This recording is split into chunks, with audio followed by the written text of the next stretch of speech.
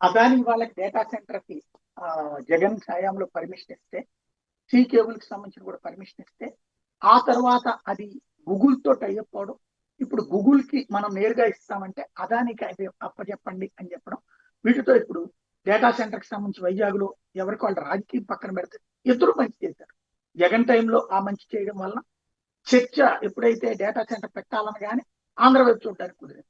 అదాని పెద్దోడు కాబట్టి ఈజీగా సక్సెస్ అయింది. అదే సమయంలో గూగుల్ ఇప్పుడు ఆంధ్రలో పెట్టుబడి పెడుతుంది కాబట్టి గూగుల్ పెట్టుబడి అని చెప్పుకోవచ్చు. ఇది రెండు రకాలు. ఈ ప్రభుత్వానికి ఆఖరి రేట్ వస్తుంది.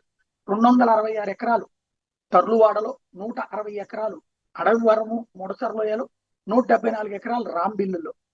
ఆ ఇవి through Raiden Infotech India Private Limited Google subsidiary కింద వాళ్ళకి ఇస్తున్నారు. ఇనిషియల్ గా 480 ఎకరాలు, 601 ఎకరాలు తర్వాత టోటల్ గా పూర్తయ్యే టైంకి ఇస్తామన్నటువంటిది తేల్చి చెప్తున్నారు.